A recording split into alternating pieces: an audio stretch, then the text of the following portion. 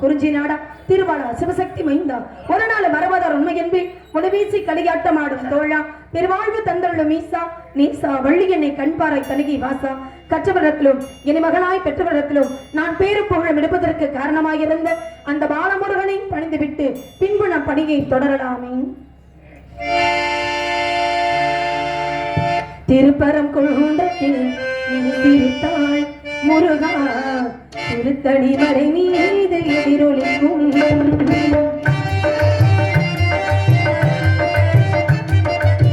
திருப்பரம்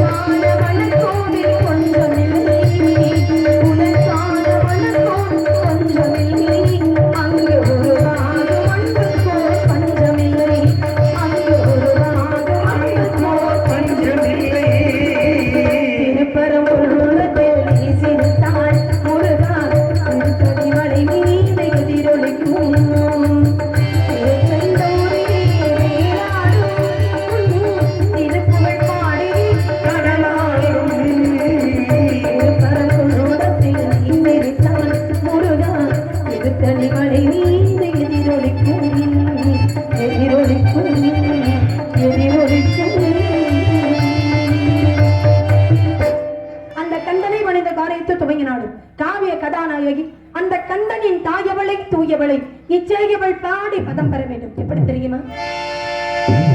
முத்துமாரியம்மனுக்கு திருநாளா அவள் முகத்தழகை காண வரும் ஒரு நாளா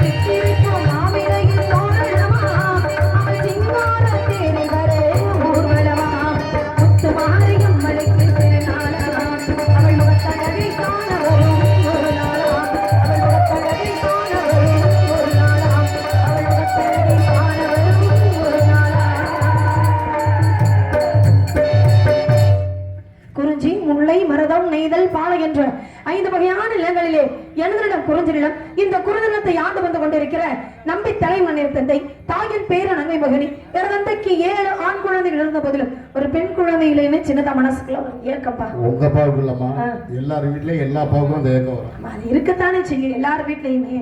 வரிசையா ஒரு வீட்டுல பொம்பளை பிள்ளையாவே பிறந்துகிட்டே இருந்தா அந்த வீட்டுல ஒரு ஏக்கம் ஒரு எதிர்பார்ப்பு இருக்கும்ல. ஆமா, ஆஸ்திக்கு ஆம்பளை பிள்ளை வேணும்னு நினைப்பாங்க. ஆஸ்திக்கா ஆம்பளை பிள்ளை நடக்குமே அப்படின்னு தோணும். அதுவே வரிசையா ஆம்பளை பிள்ளையாவே பிறந்துகிட்டு இருந்தா அன்புக்காக ஆசைக்காக ஒரு பொம்பளை பிள்ளை நினைப்பாங்க. ஒரு பொம்பளை பிள்ளை நடக்குமே அப்படின்னு தோணும். ஏன்னா இந்த உலக இயல்பான விஷயம். அது மாதிரிதான் பிறந்தது 7 ஆண் குழந்தைகளா பிறந்த காரணத்தினால ஒரு பெண் குழந்தைகளில் ஏற்கப்பட்ட எங்க அப்பா முருகப்பெருமானை வணங்க முருகப்பெருமானுடைய அருளால வள்ளி கொடைகளுக்கு இடையில் கடந்து எடுத்து வளர்த்து இதனால வரைக்கும் எந்த குறையும் இல்லாம எங்க அப்பா என்னைய வளர்த்துக்கிட்டு வராரு. எந்த உங்க அப்பா உங்களை நல்லா வளர்த்துக்க. எந்த அப்பாவும் இப்படி பிள்ளைகளை வளர்த்துக்க மாட்டாரு. உண்மையிலே சொல்றேன். எப்படி எந்த குறையும் இல்லாம வளர்த்திருக்காரு அப்படிங்கறத எப்படி சொல்றீங்க? எனக்கு புரியுது. என்ன காரணம்னா மதுரை மீனாட்சி அம்மன் கோயில் போயிருக்கீங்களா? போயிருக்கேன். வருஷம் வருஷம் போயிருவேன். மீனாட்சி அம்மன் எப்படி இருக்கும் பாக்குறது? பாக்குறதுக்கு ரொம்ப அம்சமா இருப்பாங்க. இன்னைக்கு முழுக்க கூட பாத்துக்கிட்டே இருக்கலாம் போல தோணும். அவ்வளவு அழகா இருப்பாங்க. ஆமா, அந்த மீனாட்சி அம்மனே நம்ம பேரானூருக்கு வந்து இறங்கின மாதிரி இருக்கும் அவனை பார்க்கல. உண்மைதானே? கைதட்டும் ஒரு கைதட்டும். உண்மையில அது பேரானூருக்கு மீனாட்சி அம்மனே வந்தது மாதிரி இருக்கு.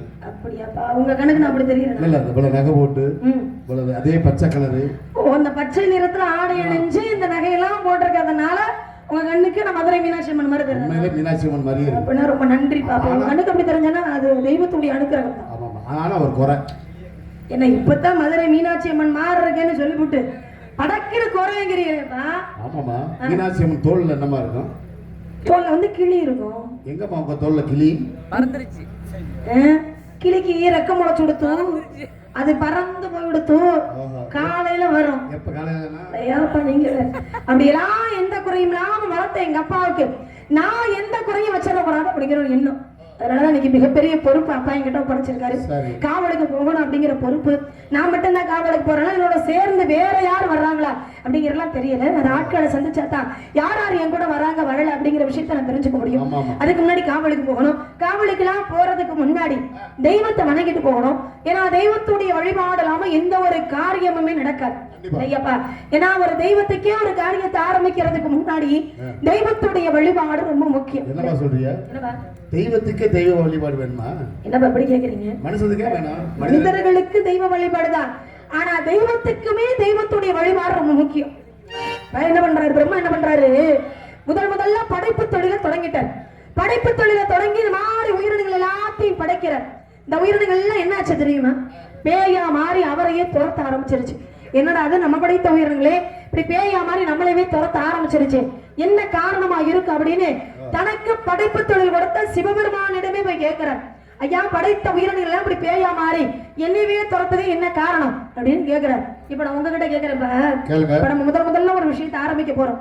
ஒரு நல்ல காரியத்தை நம்ம தொடங்க போறோம் அப்படின்னா முதல்ல நம்ம யார வணங்கிட்டு ஒரு நல்ல காரியத்தை நம்ம தொடங்கும். மதுரை வீரனே அப்படின்னு சொல்ல வரல, விநாயகர் பெருமானத்தை ஆதி முதற் கடவுள் இல்லையா அவரு?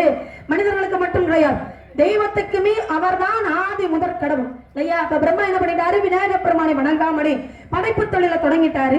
அதுக்கப்புறம் விநாயகர் பெருமானை வணங்கிட்டு படைப்பு தொழிலை தொடங்கினாரா பிரம்மா. இப்ப புரியுதா ஏன் ஒரு தெய்வத்துக்கு இன்னொரு தெய்வத்துடைய வழிபாடுன்னு? அப்ப ஒரு தெய்வத்துக்கே இன்னொரு தெய்வத்துடைய வழிபாடு ரொம்ப முக்கியம். அப்படின்னா சாதாரண மானிட பிறவைகளா பிறந்த நம்மளா இந்த தெய்வத்துடைய துணை இல்லாமல் இருக்க முடியுமா? கண்டிப்பா இருக்கவே முடியாது. இப்ப தெய்வத்தை நம்ம யாராவது நேர்ல பாத்திருக்கோமா? பார்த்ததே இல்லமா. யாராவது பாத்திருக்கோமா? நேர்ல தெய்வத்தை பாத்திருக்கோமா? பார்க்க முடியாது இல்லையா? ஆனா மனிதர் உருவத்துல வேணா ஏன் இப்படி எல்லாரும் எதிரியை பாக்குற மாதிரியே குக்குன்னே உட்காந்துருக்கீங்க? நாடகம் தான் பாக்குற அப்படின்னா கரகாட்டமா பாக்குறான்னு நாடகம் தான் பாக்குறாங்க. இதுக்கு முன்னால பப்புன் டான்ஸ் சின்னப்பெல்லாம் ஒரு மாதிரி ஆரவாரமா கலகலப்பா இருந்த மாதிரி தெரிஞ்சிச்சு. திடீர்னு நான் வெளியில வந்தோடனே எல்லாரும் ஒரு மாதிரி அமைதியா இருக்காங்களா என்னன்னு தெரியும். ரசிச்சு உட்கார்ந்து பாக்குறாங்க. ரசிக்கிறாங்கன்னா எப்படி ரசிக்கணும்பா? எப்படி ரசிக்கிறது சொல்லுமா? ரசிக்கிறதுனா இந்த பாடல்கள்லாம் முடிஞ்சோடனே கொஞ்சம் கை தட்டினாங்க அப்படின்னா அந்த பாடல்கள்லாம் பிடிச்சிருக்கு போல இருக்கு, நம்ம பாடுறது ரொம்ப பிடிச்சிருக்கு போல இருக்கு அப்படின்னு ஒரு 2 பாட்டு சேர்த்து பாடலாமே அப்படின்னு மனசுக்கு தோணணும். அது நீங்க ரசிக்கிறது கை தட்டினா தானே எனக்கு தெரியும் பாட்டை ரசிக்கிறாங்க அப்படின்னு. ஒரு விஷயம் பேசும் பொழுது தலையை ஆட்டி அதுக்கு ஏதாவது ஒரு பதில் சொல்லி அப்படிலாம் பேசுனீங்கன்னா தான் விஷயத்தை கவனிக்கிறாங்க பேசுறாங்க அப்படிங்கிற மாதிரி இன்னும் 2 விஷயம் சேர்த்து பேசலாம்னு எனக்கு தோணும். அதை விட்டு வந்ததுல இருந்து இப்படி எரிந்திரிய பாக்குற மாதிரியே பாத்துக்கிறது. நான் சும்மாவே பயப்படுவேன் இந்த பகுதிக்கு வந்தாலே. மற்ற பகுதி கூட ஒன்றும் பிரச்சனை கிடையாது. ஏன்னா முன்னாலதான் சின்ன சின்ன பிள்ளைங்களாம் உட்காந்துருப்பாங்க, பின்னாலதான் பெரிய ஆளுங்க உட்காந்துருப்பாங்க. அதனால நம்ம எப்படி வேணாலும் தொழில் பண்ணலாம். ஆனா நம்ம பகுதியில மட்டும்தான் முன்னால எல்லாம் பெரிய ஆளுகளாம் உட்காந்துருப்பாங்க. கொஞ்சம் பாக்குறதுக்கு ஒரு பதஷ்டமா இருக்கு. அதுலயும் இந்த மீசக்கார ஐயாவை பார்த்தாலே எனக்கு கொஞ்சம் பதஷ்டமா இருக்கு. ஊருக்கு ஒரு மீச வந்துருது. ஆமா ஆமா, அதுல இந்த பகுதியில் ஐயா எப்பவுமே முன்னால உட்காந்துறாரு. அதுலயும் அப்பா சொன்ன மாதிரி இந்த பகுதிக்கு வந்தாலே சரி எனக்குன்னே ஒரு மீசம் முன்னாடி வந்து உட்காந்துருது. அது என்னன்னே தெரியல. நானும் பார்த்துட்டேன். பொன்பத்திலேருந்து கப்பலூர்லேருந்து இங்கிட்டு தீயத்தூர்லேருந்து நம்ம பேரானூர்லேருந்து எல்லா ஊர்லேயுமே ஒரு மீசம் நமக்கு முன்னால் வந்து உட்காந்துருது. ஆனால் அப்புவை பற்றி பிரச்சனையே கிடையாது. நான் பார்த்துருக்கேன். எப்பவுமே வந்தால் முன்னால் முகமலர்ச்சியோட சிரிச்சு முகமா பயப்படுற அளவுக்கு இருக்காது. இருந்தாலும் ஒரு பயம் இருக்குது. அப்ப நம்ம தெய்வத்தை வந்து மனிதர் உருவத்தை தெய்வத்தை பார்க்கலாமா?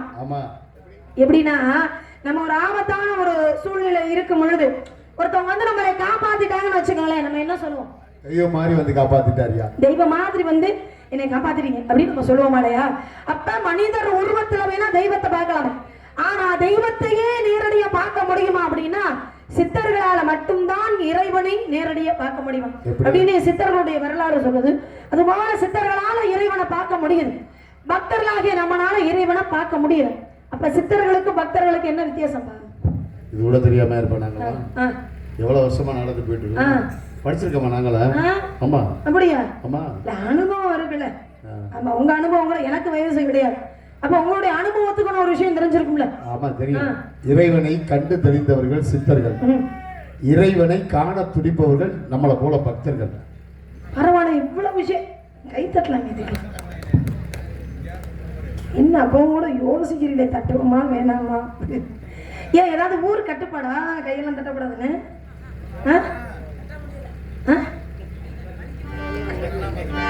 கையே வலிக்குது எங்களுக்கு வாய் வலிக்குதுன்னு நாங்க தொழில் பண்ணாம போனா நல்ல காசு கொடுப்பீங்களா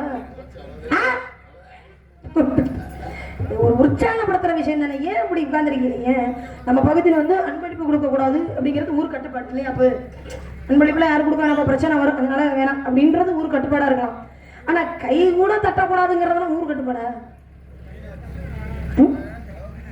சரி இருந்து கூட நீங்க தட்டுனா என்ன தட்டலன்னா நான் காலைல விடிஞ்சா எனக்கு சம்பளம் வந்துடும் அதை பத்தி பிரச்சனை கிடையாது இதுதான் சித்தர்களுக்கும் பக்தர்களோட வித்தியாசம் இறைவனை கண்டு தெளிந்தவர்கள் சித்தர்கள் இறைவனை காண துடிப்பவர்கள் நம்மளை போல பக்தர்கள் நாங்க இதுதான் சித்தர்களுக்கும் பக்தர்களோட வித்தியாசம் இப்ப இறைவனை நம்ம யாருமே நேர்ல பார்த்ததே இல்லை அப்படிங்கிற ஒரு காரணத்துக்காக தான் அந்த இறைவனை இந்த பூலோகத்திற்கு 2 இறைவனை நமக்காக அனுப்பி வைத்தாராம் அது யார் 2 பேரு அதுதான் நம்மளுடைய தாயும் தந்தையும் நடமாடக்கூடிய தெய்வங்கள் கண்ணுக்கு தெரியாத தெய்வங்கள்லாம் வணங்கிட்டு நம்ம காவலுக்கு போறதுக்கு பதிலாக கண்ணுக்கு தெரிந்த தெய்வம் நம்மளுடைய தாயும் தந்தை தான் அந்த தாயும் தந்தை வணங்கிட்டு அதுக்கப்புறமா காவலுக்கு போகலாம் தாயில் சிறந்த கோவிலும் இல்லை தந்தை கொள்விக்க மந்திரமில்லை ஆயிரம் அளவில் பெருமைகள் அன்னை தந்தையே அன்னை நெல்லை தாயில் சிறந்த கோவிலும் இல்லை அன்னை கொள்விக்க மந்திரமில்லை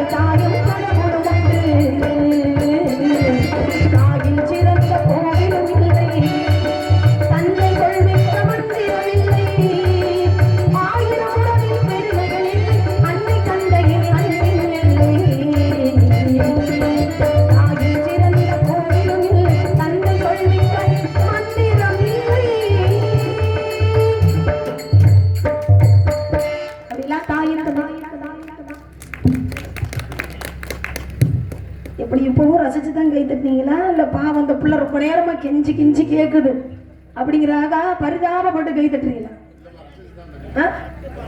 இந்த பாட்டு நல்லா இருந்துச்சா இந்த பாட்டு நல்லா இருந்தனால கை தட்டினீங்களா அப்படி அதுக்காகவா தாயை பத்தி பாடினதுக்காகவா ரசிச்சு தான் கை தட்டினீங்களா சரி அப்படின்னா நன்றி ஏன்னா கை தட்டுறதுல 2 வகை இருக்கு என்னது ஒண்ணு ரசிச்சு கை தட்டுற விதமும் ஒண்ணு இருக்கு சரி இன்னொன்னு என்னன்னா போதும் நீ பாடினதெல்லாம் போதும் அப்படின்னு நல்ல விதமா கையை தட்டி உள்ள அனுப்பி வைக்கிற வேலைன்னு ஒண்ணு இருக்கு அதனாலதான் கேட்டேன் எந்த வகையில கை தட்டினீங்க நல்லா இப்ப இருக்குன்னு கை தட்ட உள்ள போறதுக்காக மண்டை பழந்து ஆமா அது பாராட்டி கை தட்டினீங்க ரசிச்சு கை தட்டினீங்க அப்படின்னு சிறந்தாழ்ந்த நன்றிகள் விழ ஆமா அப்படியெல்லாம் தாயும் தந்தை வணங்கிட்டு நம்ம காவலுக்கு போனாலும் கூட மனசுல இருக்கிற ஒரு சில விஷயங்களை சொல்லிட்டு போயிடலாம் முடிவு பண்ணிருக்கேன் என்ன விஷயம் நான் ஒருத்தரை காதலிக்கிறேன் அவரையே கல்யாணம் பண்ணிக்கணும்னு முடிவு பண்ணிருக்கேன் யாரை காதலிக்கிறேன் தெரியுமா யாரை காதலிக்கிறேன் யாரை கல்யாணம் பண்ணிக்க போறேன் அப்படிங்கிற விஷயத்தெல்லாம் நான் சொல்றதுக்கு முன்னாடி முதல்ல அவரை மனசுக்குள்ள நான் எப்படியெல்லாம் நினைச்சுக்கிட்டு இருக்கேன் அப்படிங்கிற விஷயத்த சொல்றேன் அதுக்கப்புறம் அவர் யார் அப்படிங்கிற விஷயத்த சொல்றேன் செம்மீனே செம்மீனே உங்கிட்ட சொன்னேனே செவ்வந்தி பொண்ணுக்கு சிங்கார கண்ணுக்கு கல்யாண மாலை கொண்டு வாரே. மஞ்சள் தாலியும் குங்குமமும் தாரே.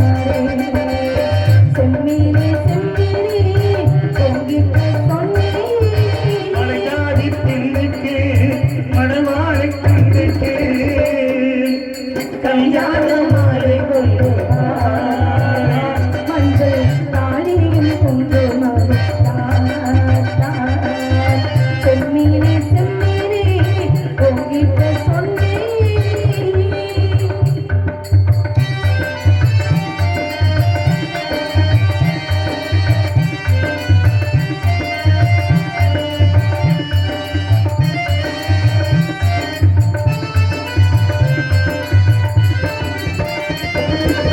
கால் கடத்த காத்திருந்தேன்.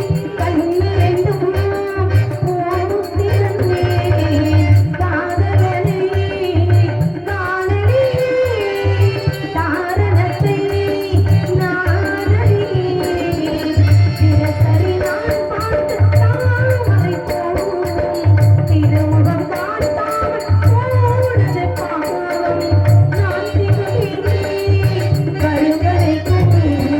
நீரின்றி வாடும் இளநாத்து மோடி நீரின்றி வாடும் இளநாத்து செம்மீனே செம்மீனே பொங்கிட்ட சொன்னேன்.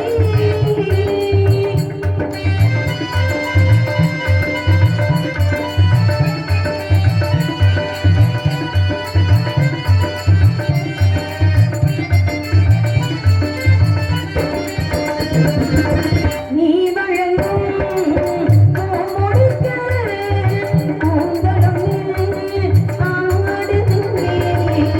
உன்விரலால் தொட்டு வைக்க நெற்றி ஒன்று வாடுதுவே. இருவரும் அன்றாடம் தீர்ந்ததை பார்த்து இடைவெளி இல்லாமல் போனதை பார்த்து யார் தடுக்கும் யார் தடுக்கும். ஓயாது நானும் கொண்ட மோகம் என்று ஓயாது நானும் கொண்ட மோகம் செம்மீனே செம்மீனே பொங்கிட்ட சொன்னீனே. மலைஜாதி பொண்ணுக்கு மணவாளை கண்ணுக்கு கல்யாண மாலை கொண்டு வாரா. மஞ்சள் தாலியும் குங்குமமும் தாரா. லா லா லா லா லா லா லா லா லா லா லா. அப்படின்னா நன்றி நன்றி நன்றி நன்றி நடந்த வணக்கம். இப்ப தெரிஞ்சுக்கிட்டீங்களா நான் யாரை காதலிக்கிறேன்னு? இன்னும் சொல்லவே இல்லையே. சொல்லலையா?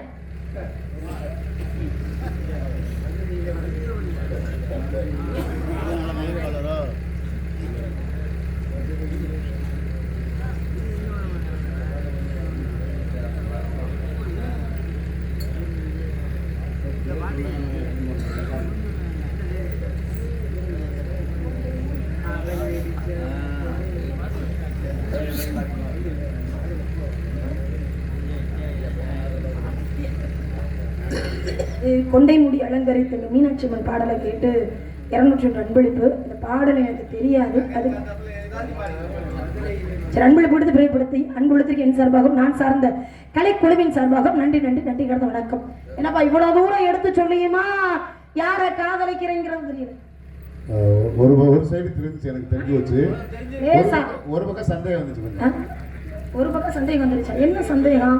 எனக்கு தெரியும். செம்மீனே செம்மீனேன்னு பாட்டு பாடினியல்ல, மீன் கடைக்காரர் தானே நீ காதலிக்கிறது.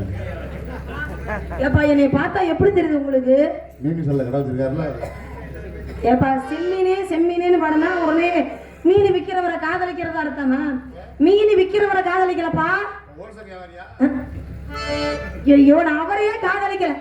அஞ்சாறு தெய்வமாக வணங்கக்கூடிய எம்பெருமான் முருகப்பெருமான். வெற்றிவேல் முருகனுக்கு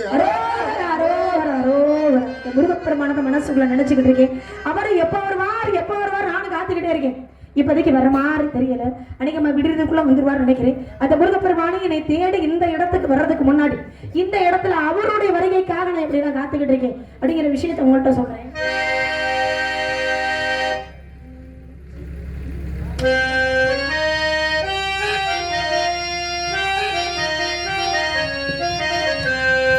என்ன நினைச்ச நீ என்ன நினைச்ச என் கண்ணுக்குள்ள ஒன்ன வச்சு தச்ச போது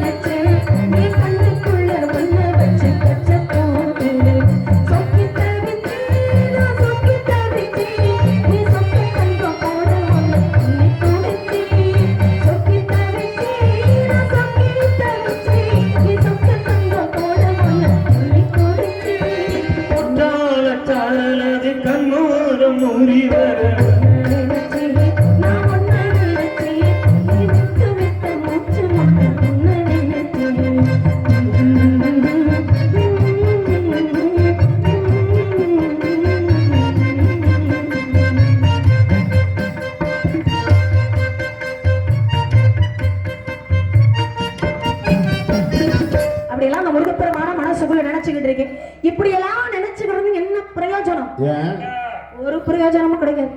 நான் மட்டும்தான் அவரை காதலிக்கிறேன்னு தவிர அவரு என்னைய காதலிக்கிறாரோ என்ன அப்படிங்கிற விஷயமே எனக்கு தெரியாது. ஒருதலை காதல், இது ஒரு வகையான ஒருதலை காதல். இது எப்ப இருதலை காதல மாறும்னே தெரியல. நீங்க எல்லாம் நினைக்கிற மாதிரி சாதாரணப்பட்ட காதல் என்னுடைய காதல் கிடையவே கிடையாது. மனிதரை உணர்ந்து கொள்ள இது மனித காதலே இல்லை. அதையும் தாண்டி தெய்வீகமான காதலினுடைய காதல். அந்த தெய்வீகமான காதல் எப்பேற்பட்ட காதல் அப்படிங்கறத உங்ககிட்ட நான் எடுத்து சொல்றேன். புதுவனையில இறைச்சு தொண்டையில தான் நினைச்சு மாமை கூட பேச போறேன் மணிக்கணக்கா.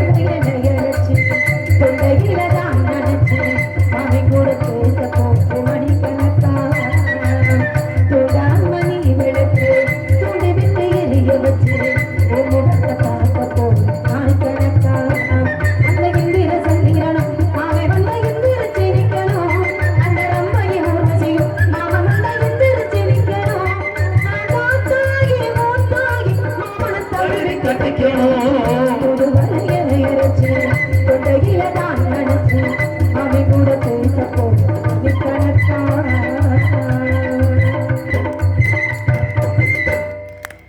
நன்றி நன்றி நன்றி கடந்த வணக்கம். ஆமா இப்படி அமையணும் பக்கம் மேளம்னா அருமையான பக்கம் மேளம். ஒரு நாடகம் நல்லா சிறப்பா அமையணும் அப்படின்னா பக்க மேளம் தான் ரொம்ப முக்கியம். பக்க மேளம் இருந்தா தான் நாடகம் நல்லா சிறப்பா அமையும் அப்படின்னு நீங்க எல்லாரும் நினைச்சுக்கிட்டு இருக்கிறீங்க. கிடையவே கிடையாது. பக்க மேளம் மட்டும் நல்லா அமைஞ்சிட போதுமா? அதுக்கு தகுந்தாறு போல ஒளிபெருக்கி வேணுமா இல்லையா? ஆமா அருமையான ஒளிபெருக்கி பேர் மணி வின்னரா வின்னர் ஒளிபெருக்கி. அந்த ஒளிபெருக்கிக்கும் அதில் பணிபுரியும் அருமை அன்னார் அவர்களுக்கு எனது சார்பாக நான் சார்ந்த கலைக்குழுவின் சார்பாக நன்றி நன்றி நன்றி வணக்கம். அருமை சிரிப்பே வராதானே? சிரிப்பீங்க இல்ல? அப்புறம் என்ன சிரிக்க வேண்டியதானே? அவன் ஒரு வாரத்துக்கு முன்னால வந்த ஆளு இதை பூரா காட்டி போட்டு அவனை உட்கார வச்சுட்டு 50 பிஞ்சு போயிட்டு அவன் புள்ள உட்காந்துருக்கேன். என்னண்ணே என்ன பிரச்சனை? அண்ணனே என்ன வேணும்? என்னண்ணே என்னண்ணே சொல்லுங்க, சும்மா சொல்லுங்க.